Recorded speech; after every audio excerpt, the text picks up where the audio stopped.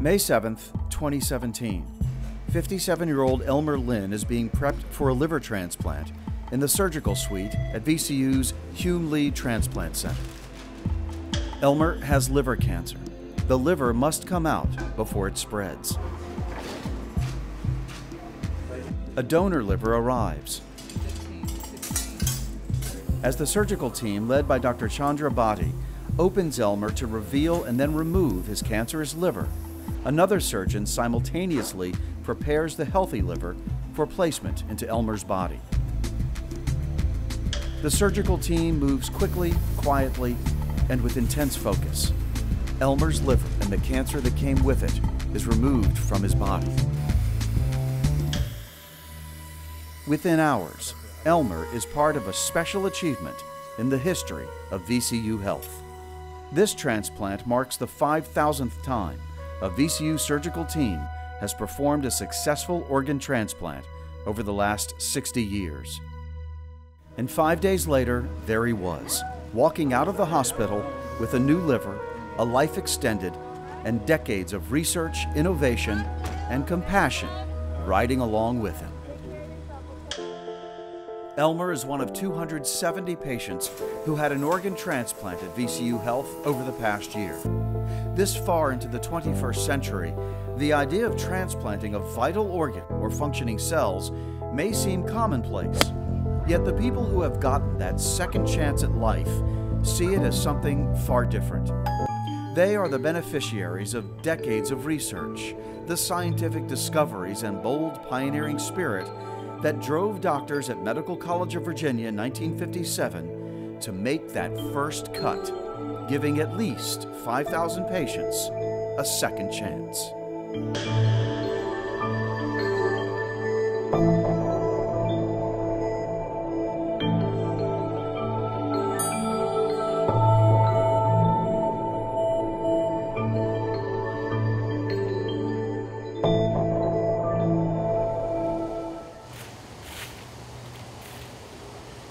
Three of the 270 patients who had transplants from Thanksgiving 2016 to 2017 at the Hume-Lee Transplant Center found themselves in the surgical suite for widely different reasons.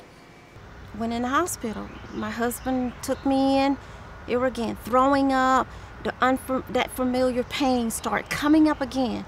Like, what is this? Nobody can tell me what's wrong. When I went in, that occasion to the emergency room, they admitted me. They start running tests, and here it was. You know, it is your pancreas. It's inflamed. Somebody called my mom and was texting I was already texting my sister, Holly, who's the nurse, about it. And then they were like, well, you got to take her to the emergency room. And then that's like pretty much it. I remember just going to the emergency room.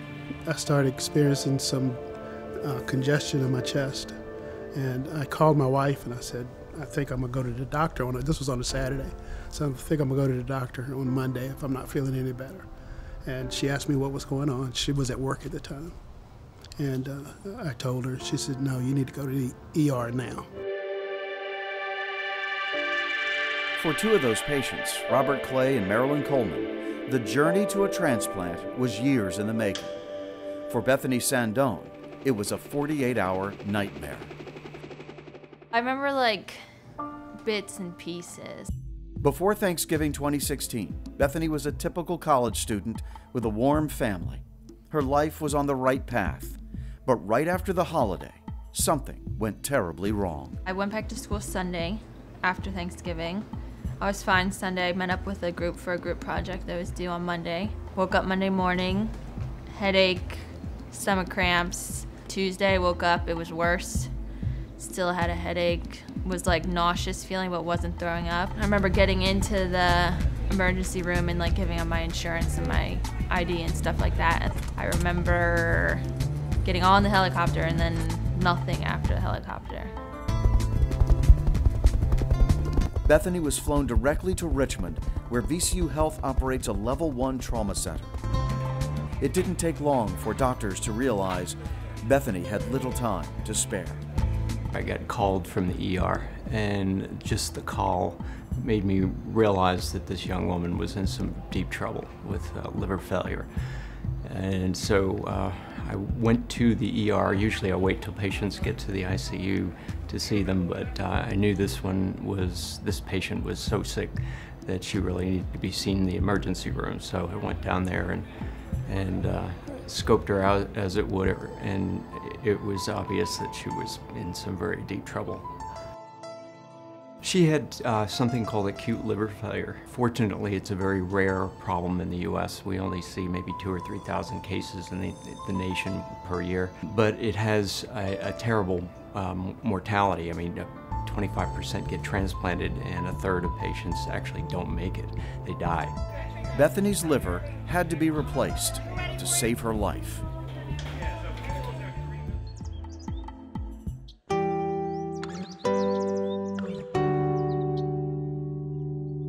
As Marilyn and Antonio Coleman walk through the Lewis Ginter Botanical Garden with life teeming all around them, Marilyn sees quite clearly what is now absent from her life: pain. She has been living with chronic pancreatitis since 1999. The painful attacks came and went, but when they did appear, it was unbearable.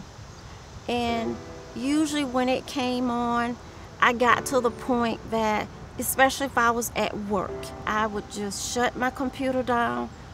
I would either call my husband to come pick me up, and I would go home and just take pain medication, or just sleep it off and just not eat. And I would just be on a liquid diet for several days.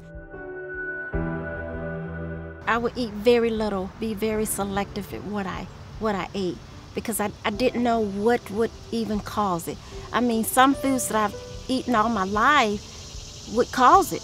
I didn't want to be around people. I would just want to come home, especially after a day's work. I would just want to come home. I didn't want to say anything to anybody. I just say, I'm fine, I just need to rest, knowing that I was going to the pain medication to deal with it. And so after a while, I said, I cannot keep doing this.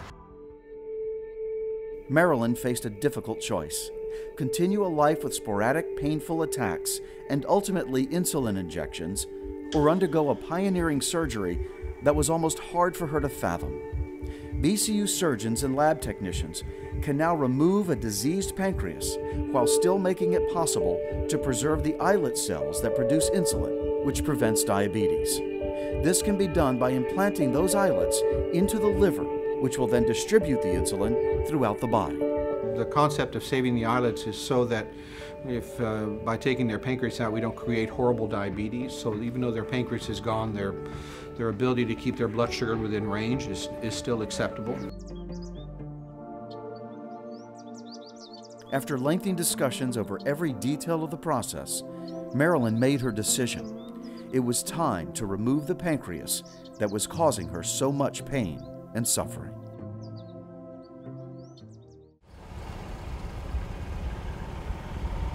For Robert Clay, there really wasn't much of a choice.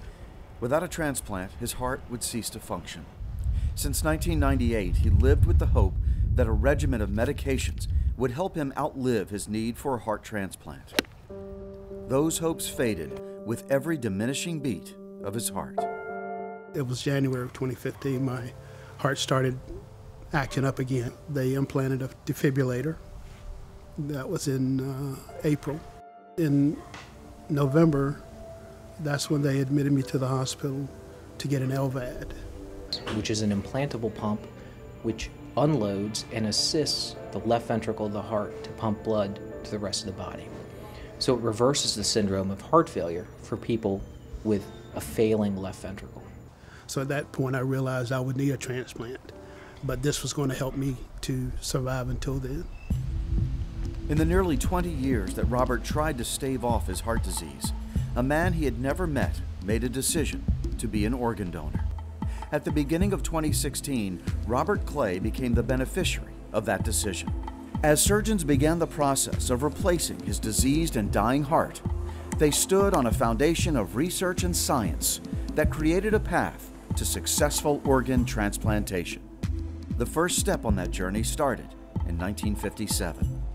60 years ago, when transplantation pioneer David Hume performed the first kidney transplant at Medical College of Virginia. He began the process of rocketing the science, art, and logistics of organ transplantation into the marvel that it is today. Hume and people of his generation really were true pioneers and sort of conceptualized being able to take one organ from one person to the other and have it work and have it be a treatment for organ failure. Hume's team included Richard Lauer, whose experiments with heart transplantation in dogs turned the tide of understanding how a human heart transplant was possible. We also got interested in what if we didn't take the beating heart out? What if we took the heart after they had taken the kidneys out? Whether we could resuscitate the heart and it would function normally. And so in a few instances we got permission from the family of the donor of the kidneys to also take out the heart. We had a glass tumbler that the heart could be suspended in and perfused and warmed with type-specific blood, and it would start beating. And it would beat so loud that you could hear it out in the hall. We thought, you know, this might work. It did work. Lauer's work informed and inspired the world's first ever heart transplant. Using the research and practices developed by Lauer, Dr. Christian Bernard went to South Africa and performed the world's first heart transplant. MCV performed the 16th heart transplant in history, and it brought Lauer into an uncomfortable spotlight when a donor family decided Lauer removed a heart when it wasn't clear the patient was deceased. They were suing for $1 million or something. The key part of the whole trial was Chris Compton. It was pretty well along in the trial, I think, maybe even near the end, that it was clear that Compton had been won over, and he instructed the jury that they could accept the definition of brain death. Lauer's trial set the standard still used today of determining when an organ donor can be declared brain dead and therefore able to have healthy organs removed. After David Hume was tragically killed in a small plane crash, H.M. Lee took over as head of the clinical transplant program. A brilliant vascular surgeon, Dr. Lee also took the vital step of pushing for the National Organ Transplant Act of 1984. This law included two vital life-saving components. First, it outlawed the sale of human organs. Then, it created this. This is UNOS, the United Network for Organ Sharing. Building on a regional organ sharing idea developed by David Hume, UNOS evolved from the Organ Procurement and Transplant Network, designed to create and maintain a national registry for allocating organs, matching them with the right patients based on medical and geographical criteria. It was the folks right here in Richmond who took the lead and said, we can put together a national system, we can have it run by the transplant community, we can make this thing work. And so it was that group that bid for the first federal contract to set up a national system that created UNOS to do that work, and we've done it ever since. So the daughter-in-law is coming here today. A vital part of that process happens here at VCU Health. This is the Transplant Selection Committee, a group of surgeons, scientists, technicians, nurses, and other clinical staff who must decide whether transplant candidates can rise to the top of the list. This is a sober gathering where so many lives hang in the balance. We talk about, you know, if they meet the criteria, and the surgeons and the hepatologists and the whole team, they agree on whether they should be listed or not. And once they're listed, they're put on the UNOS list, and they could potentially get a liver from the time of listing, depending on how sick they are. Hello, how are you doing? So I think we have a potential liver for you, liver and kidney. We want you to come in. Around 1:30, I think it got here this afternoon. But we don't have an OR time for the offer that he's primary on. Once the call is made, the transplant team goes into action. They meticulously plan for the unique elements of each case to ensure each patient is able to withstand the process of having their bodies opened, their diseased organs removed, and then replaced.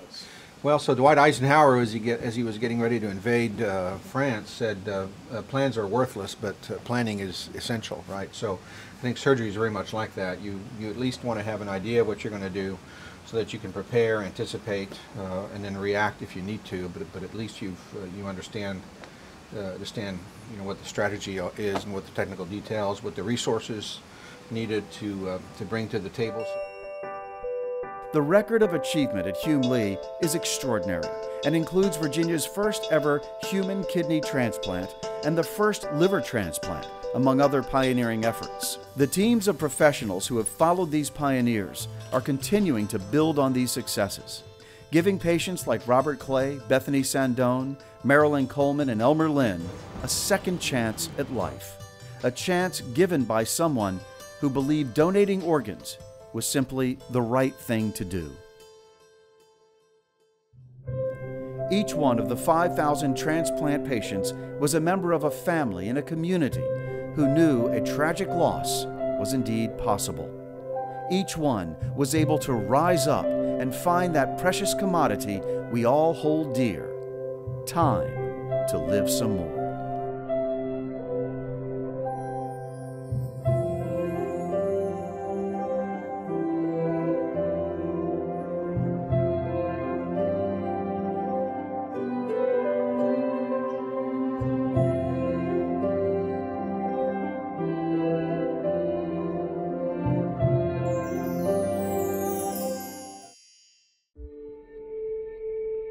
Within days of first feeling the symptoms of liver failure, Bethany woke up with a new one. So I woke up. At that point, my surgeon, Dr. Sharma, was there also. And I just remember the nurse saying something about him being the one to save the day with the liver and stuff like that. And at that point, I called my parents. And my dad was like, yeah, I gotta thank the liver god. And that's who Sharma was to me. Overall, his demeanor when he walked in the room the first time, he had a lot of confidence. He was calm. He just was assured that everything was fine the first time I met him. So that, I think, made me feel like I'm fine. That I don't even know you, but I know you're the head person and you think I'm fine, so I must be fine. Shortly after surgeons removed Marilyn Coleman's pain-inducing pancreas, the transplant team sent it to the pancreatic islet cell laboratory, just a few blocks from the operating room. From there, lab technicians removed the islet cells from the organ, washed them, packed up the fluid, and sent it back to surgery, where they were implanted into her liver.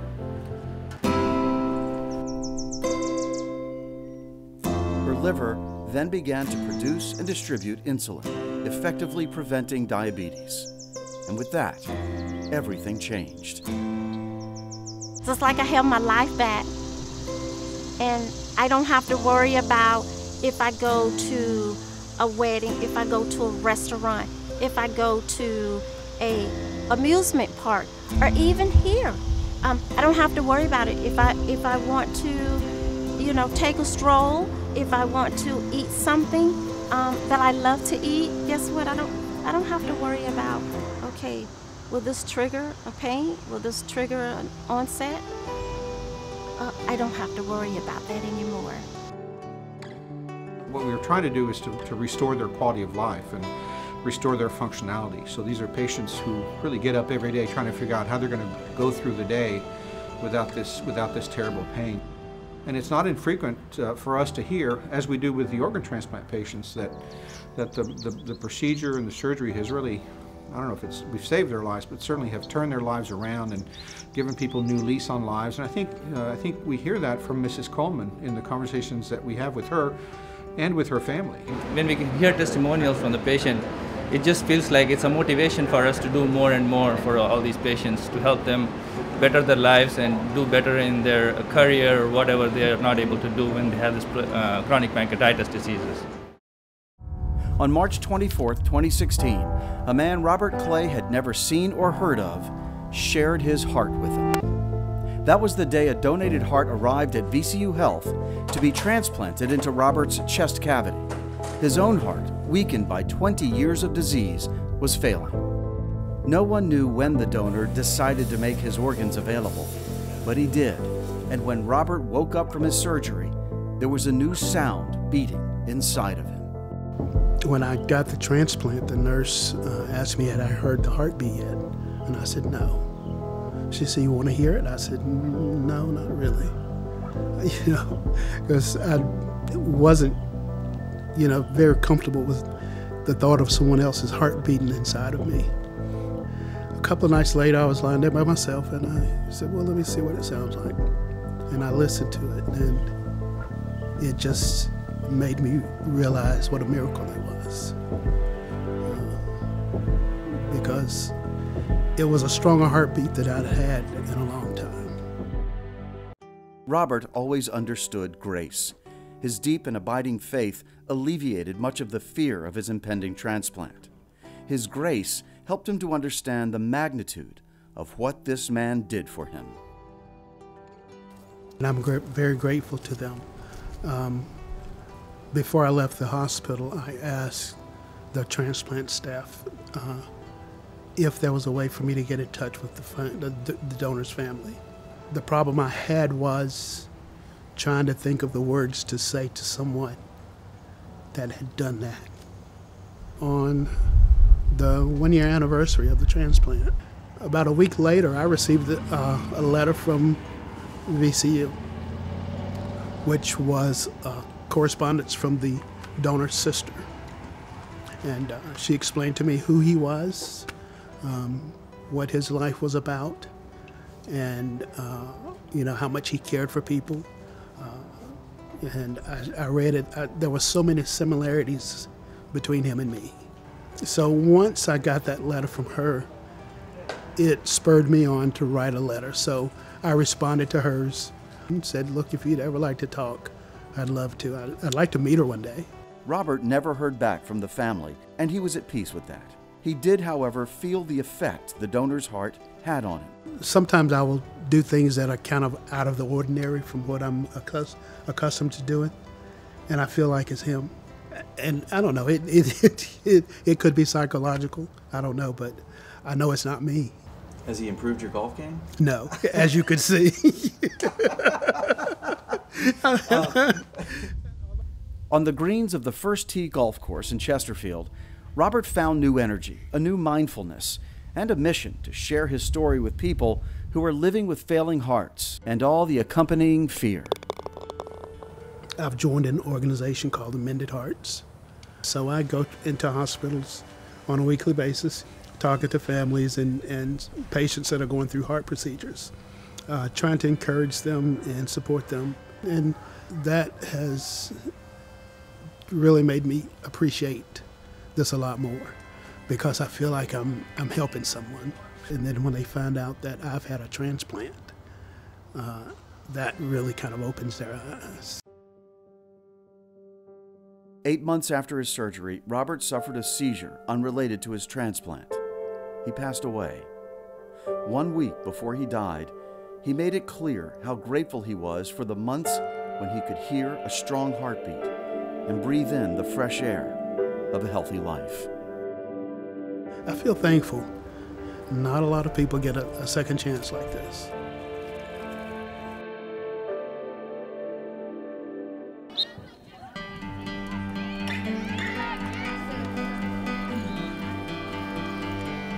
Can you tell ADK's coach at the end of this game they need to come to the headquarters tent to check in? For Bethany Sandone, it was back to the lacrosse field. Just 7 months after her transplant, life with her new liver seems almost normal. I don't know, it's like surreal. It happened like so quickly. Like I was in the hospital, I got out of the hospital, and I think it was like 13 days. So it all happened so quickly that I sometimes, like, not that I forget, but like it just slips my mind because I am doing so well that it's like, oh yeah, I did have a liver transplant. Bethany's case will always live with Amit Sharma, from the memory of the moment he met her to every day when he gets home. You know, they introduced, before I could say anything, they said, "Oh, this is your surgeon, Dr. Sharma." And the first thing she says is, "Oh, have no fear, Sharma is here." And I was taken aback. I mean, actually, I couldn't stop laughing. I'm like, no one has said that, that was the first one. And the nurses liked it so much that they put it on her board in the intensive care unit. They wrote it down. She comes back for her first or second post-op visit, in the clinic. Then she brings me this nicely framed, nicely painted, hand-painted, small frame that says, "Have no fear," very colorful, "Have no fear, Sharma is here." Yeah, I took it home. If you come to my house, it's sitting right in the middle of everything. So that's how I feel about it. Bethany's ability to return to normal life was made possible by a dedicated team of clinicians who found her on the edge of life and put everything they had into giving her a second chance. How important was all that to your recovery, both your physical recovery and your emotional recovery? I think it played a big role, yeah. I mean,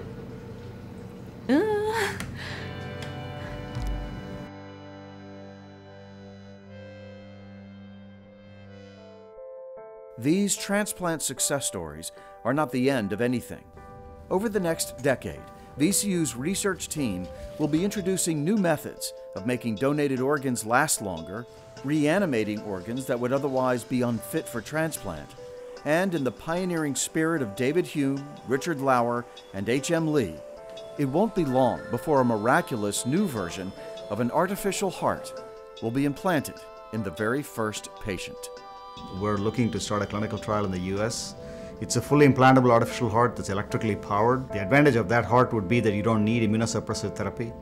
So for example, for somebody who's older, who has pre-existing kidney disease, that could be compromised by giving them drugs to modify their immune system, an artificial heart would provide a good alternative if it's quiet and it's fully internalized.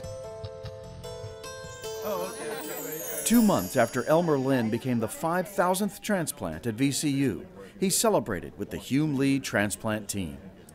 This is a group of highly skilled professionals, each of whom plays a vital role in every successful transplant.